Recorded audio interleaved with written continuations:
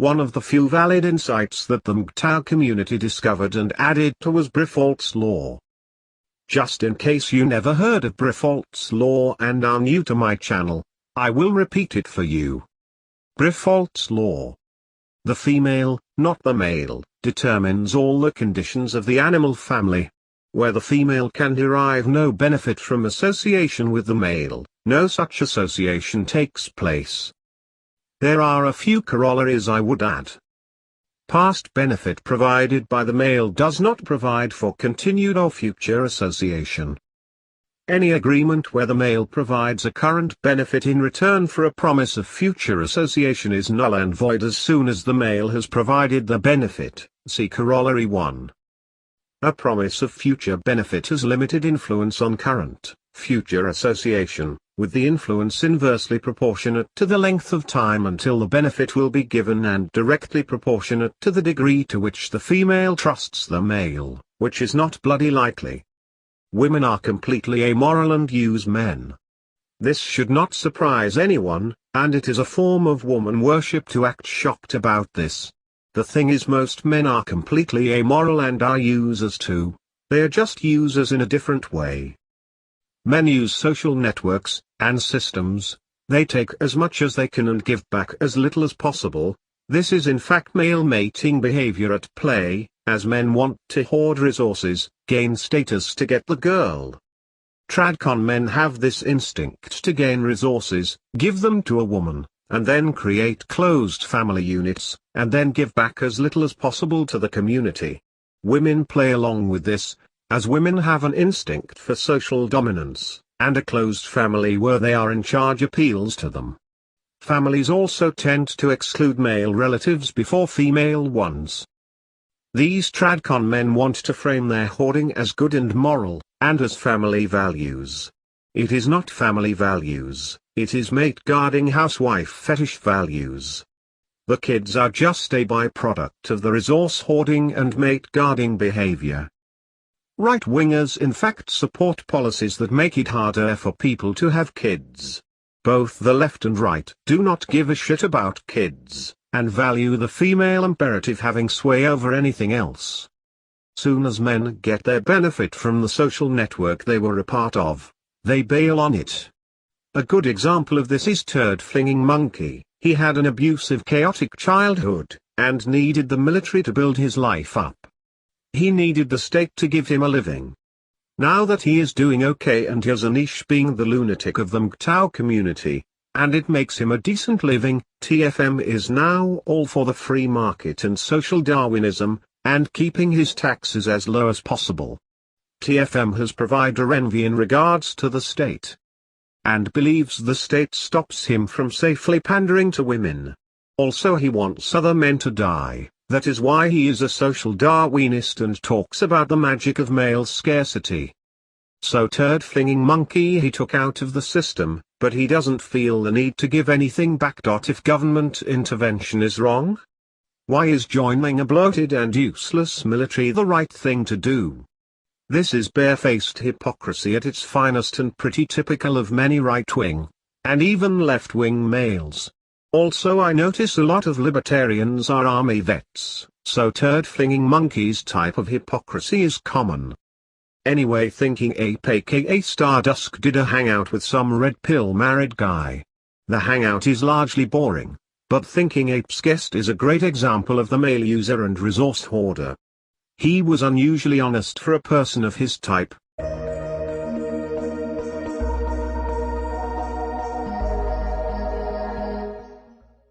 Greetings and welcome back.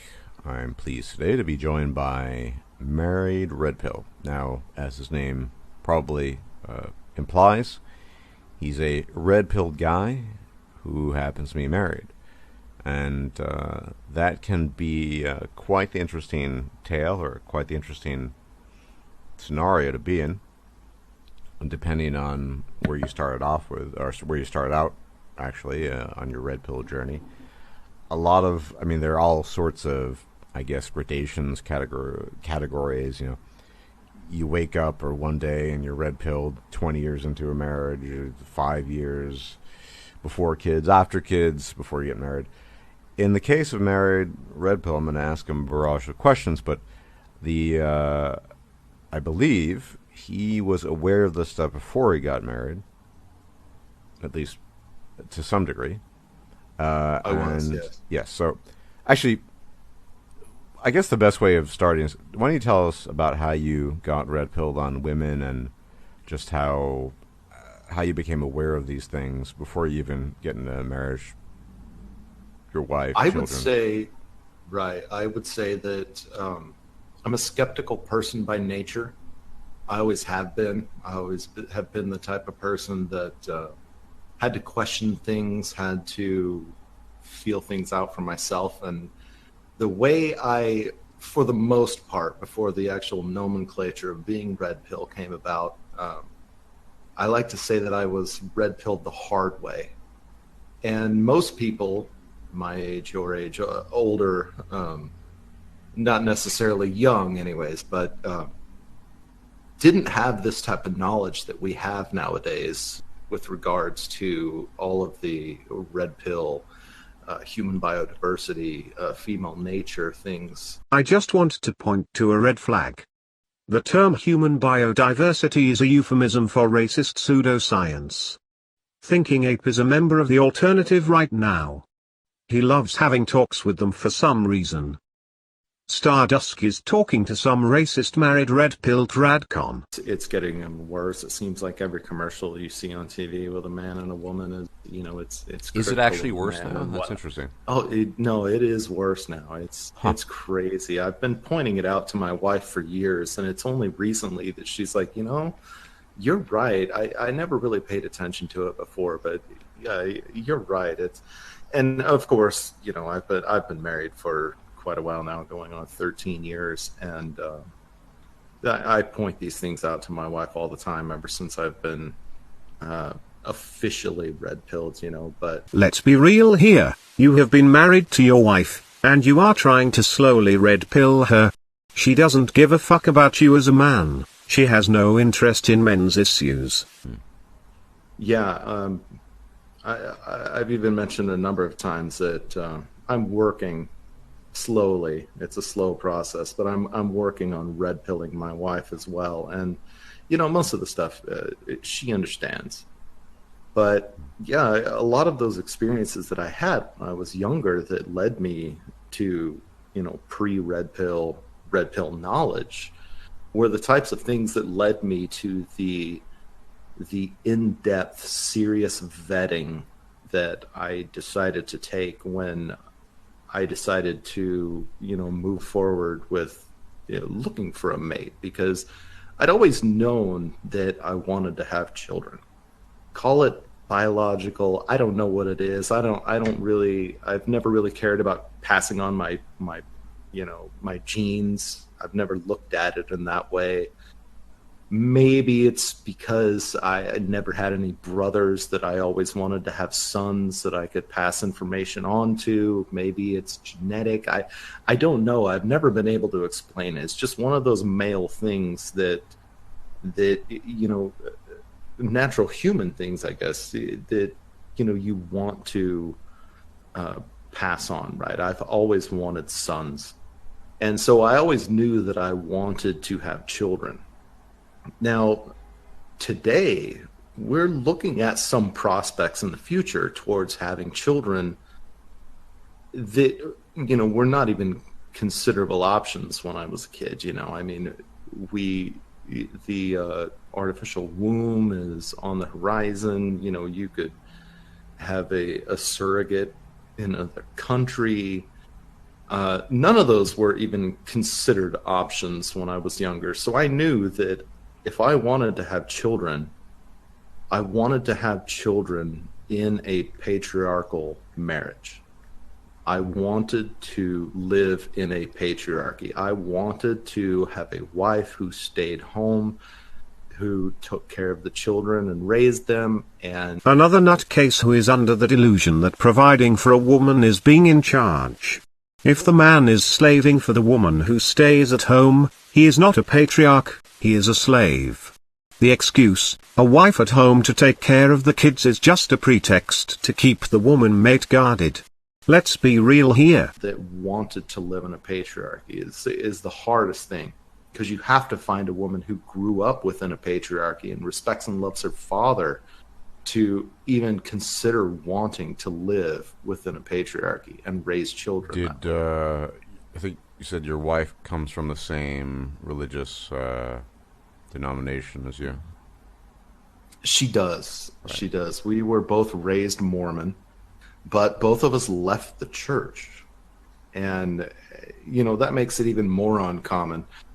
We both left the church. We both decided that we wanted to raise our children within the church for the simple aspect of You wanted to use the Mormon church as a dating service, and find a woman you deemed suitable. She wanted to use the Mormon church to find some delusional tradcon sucker. You both left the church when young, most likely because you had no use for it. moral reasoning. I mean, it's not like I can't teach my children morals, but it's very simple. It's very easy to be raised with other children who are taught the same moral aspects as you, and have those good influences and those those good moral people around you as you're being raised. And if my children decide, as I did, when they get later in their teenage years and things like that, that they question it, they want to move away from the church and do other things or explore other things, I have no issues with that. I will support them in whatever they want to do, because again, myself, I question it myself. So they will use the infrastructure of the Mormon church, but when they want to fuck women and sluts on the side they can leave, so you want them to copy you when they grow up. Slut shaming is stupid. For every slut that exists, there is a man willing to fuck her. Men who are obsessed with sluts being evil, fetishize the worst sorts of women, lazy stay-at-home house parasites. This red pill married guy is obsessed with sluts, as we will find out. I left the church. I left, my Christian church years ago. I'm Mormon, but I left it years ago, and we decided, both my wife and I, to come back to the church because it is beneficial, I think, in twofold. In one, raising the children, and in the second, in enforcing that scarlet letter type social pressure that holds people to their relationships, right? You are so insecure. If a woman has to have social pressure not to be a slut, why be with them if you hate sluts? Oh, that is right, you love fucking sluts when you was younger. Also, divorce still happens in the Mormon church. Your wife can get bored and cash out with a divorce. I am sure that you think to yourself, well, she doesn't work, so she hasn't got much prospects of making a decent living without me. This shows you how insecure you are. You are willing to look for a useless woman to hook up with, just to lower the risk of you getting discarded. And the Mormon church actually has a really, really great way of taking people out of the real world and putting them into the Mormon world, in the way that in the Mormon church, nobody is really paid. Nobody's paid for their position, but everybody has a position. Everybody has a job within the church. I mean, there are some, higher ups that work for the church and stuff that are paid, but most of the everyday, day-to-day conditioning of taking care of the buildings, scheduling people to talk, who's going to teach preschool, all of these things are all handled by the parishioners of the church. So if you really want to, you can delve into this society completely to where everything in your life is only centered around what's going on in the church, right? And you can completely put out the outside world. And I really think it's brilliant in a lot of ways, in the way that they do that, and involving yourself in the church and just that's particular, any particular way, that particular way, or any particular way. There are so many programs and other things that involve you so much that you can literally spend every bit of your waking time outside of work and other family obligations in just being involved in church activities, and essentially take yourself out of what's really going on in the natural world and things like that. And that social isolation helps within that patriarchal relationship in holding cue to the social pressures of outside, right? It is not a patriarchal relationship. You are her slave. Stop being deluded. Your insecurity is clear for the world to see. You cling to control fantasies to soothe your anxieties. You essentially isolate yourself so much that you're not even involved with what's going on outside in the outside world, whether it's politics or anything. And that can have a significant effect on your relationship and the people that are influencing your relationship, the social pressures, the scarlet letter effect, right? So a normal patriarchy within just normal society, yeah, it can work, but it won't work as well as within a tightly bound religious community like Mormon communities are. And this is exactly what my wife and I chose to go back to that community to raise our children. Now, at the same time, I must say I'm very skeptical. I don't know exactly where I stand because, again, I'm always a skeptical person. In other words, you do not buy into their bullshit religion, but used their social network to find your wife, and you think the Mormon church can be useful in helping you to raise your kids. Always questioning. Every time I go to church and I hear this and that or whatever, I'm always questioning. And I just kind of put it in the back of my mind, leave it off to whatever. Sometimes I broach the subject, but it's always one of those things that I'm questioning. I'm always questioning because I have sympathy towards everything. I am the type of person where I will listen to everything. If you've got a good point you want to bring towards me about atheism, I'll listen to you. Maybe, we can have a conversation about it, but at the least point, I'll listen to you. I don't have any issue towards it. I have my own presuppositions about things that have been destroyed over the years. And I still, in some ways, am lost towards some things. Like I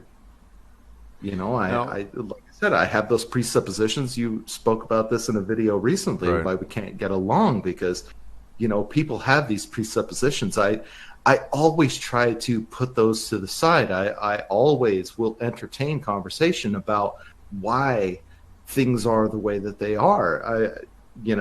And that's just the skeptical part of me. So I've always been skeptical of my church, but the reason that I went back is for the purposes that I explained before, the patriarchy and the raising of the children.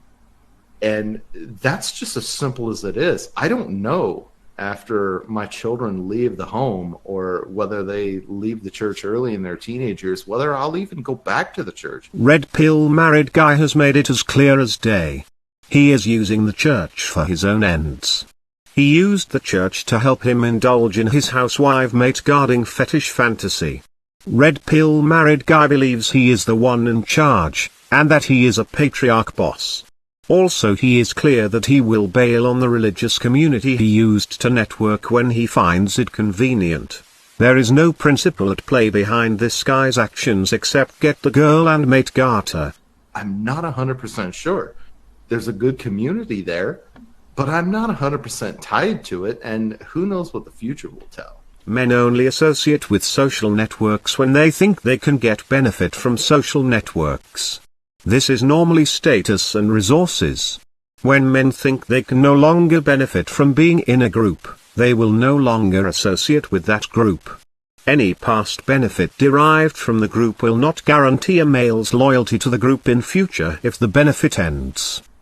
I became red pill. I became aware of female nature. I understood the ins and outs of relationships, what women really wanted, and what they wanted in different age groups too. I understood that young girls were, naive and silly and exploring their sexuality, and that blossomed into girls in college age who were just riding the cock carousel and exploring their sexuality even more to what I would consider, slut phase. And after that, that was more of the settling down, getting into the career,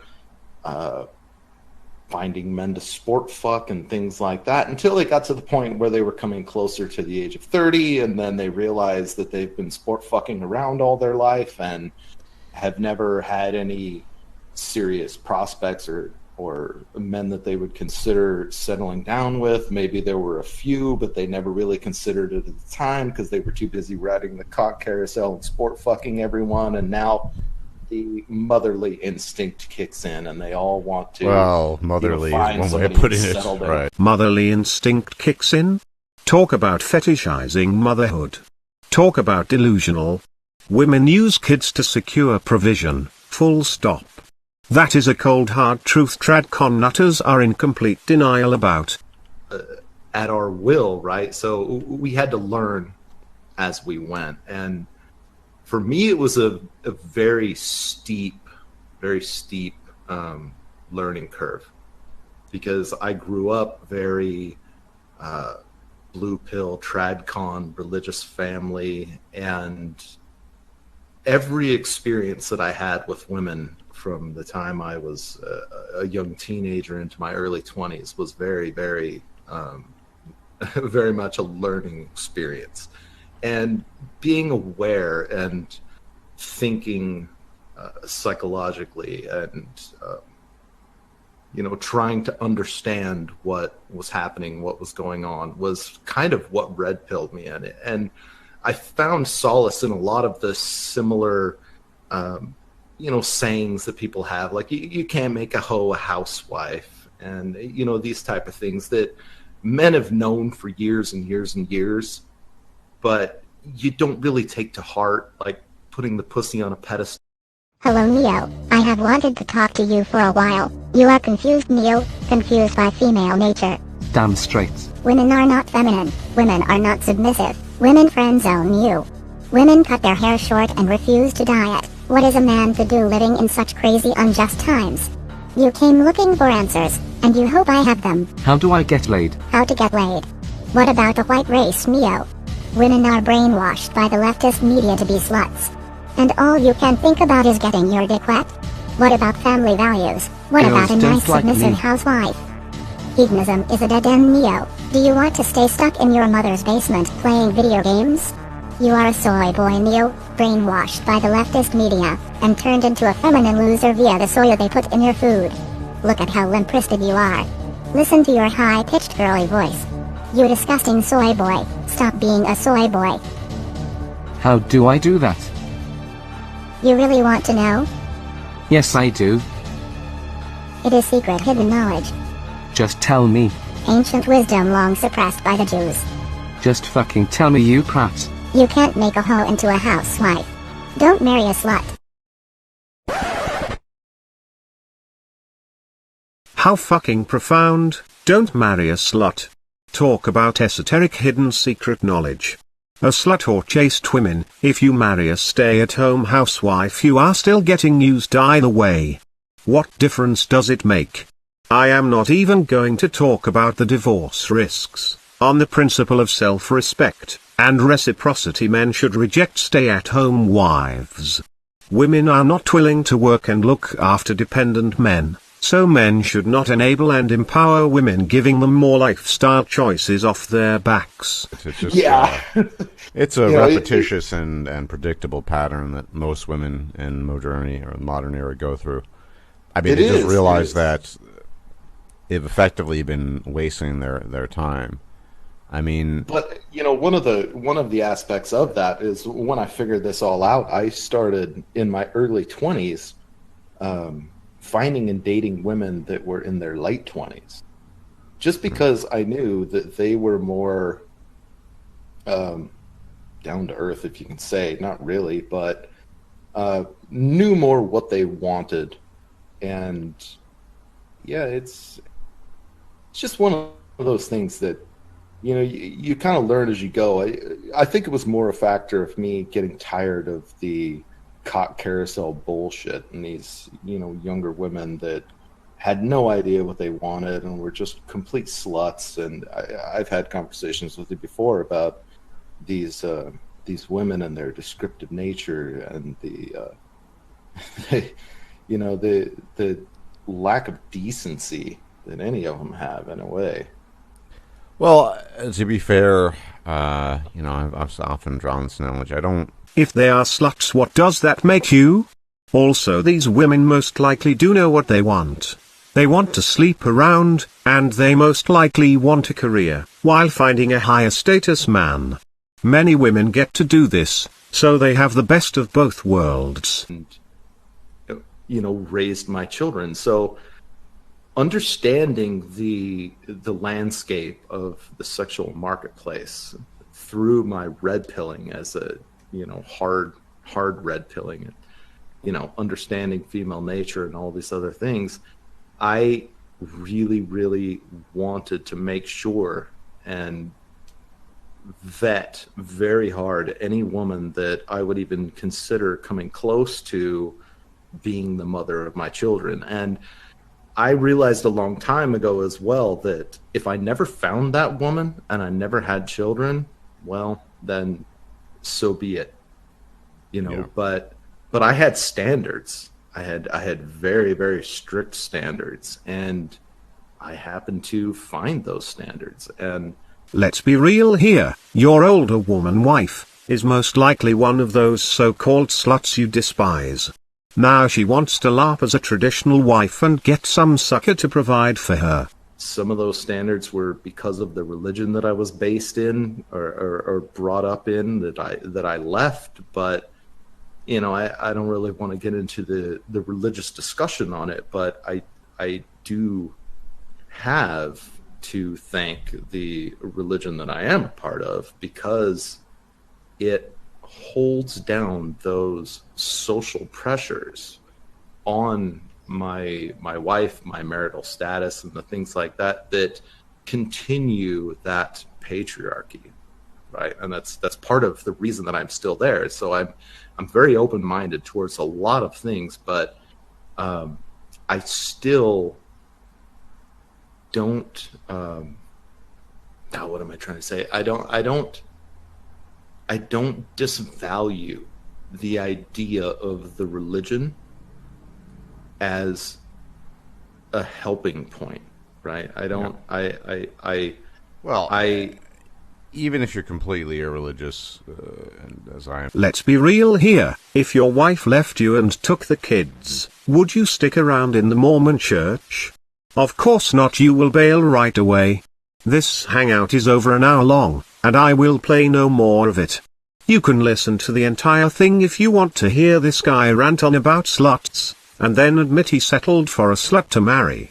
I will now show a clip from a video that I showed before. I will show it again to emphasize my point about males taking advantage of groups for their own ends. Marriage might have been fine for your parents or grandparents, but of what value is it today? Isn't it, as more and more young people seem to be saying, just a piece of paper? Well, it turns out that piece of paper might be the most valuable thing you will ever own. Take the case of Doug Talby. At age 18, Talby worked a minimum wage job operating a press at a factory in Indiana and lived in his parents' basement. I didn't have a care in the world, Talby says.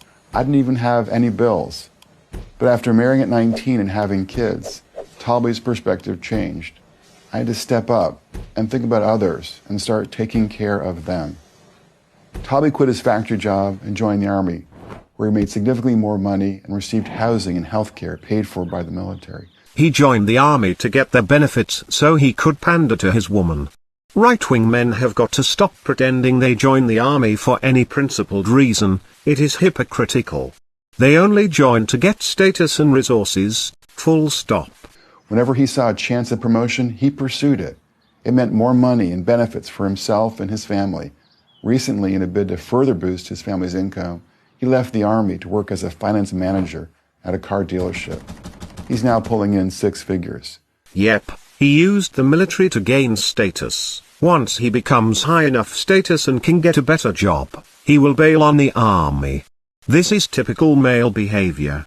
Many men treat political ideologies like they treat social networks. They use and discard them when convenient. Many young men are left-wingers who are into socialism when they think it can benefit them. When they get older and want more resources to pander to women with, they change their political beliefs and are suddenly into small government, so they can have a smaller tax bill. To sum it up, these are the laws of male social networking. 1. Men only join social networks when they think it can be of use to them, like gaining status or resources. 2. Men are only allowed to join if they can be of use to the group. 3. Men will only associate with the group if they think it can benefit them. 4. Any past benefits from the group will not guarantee future loyalty or association. 5. By the same token, the group will discard the man no matter how loyal he was in the past, if he is no longer deemed useful. 6. Men lower down the group hierarchy are at higher risk of being discarded than men higher up the hierarchy. I think I have proven that the typical right-winger who is into family values is a hypocrite, and only puts on a front of being moral to boost his self-esteem and posture to others. More videos to come.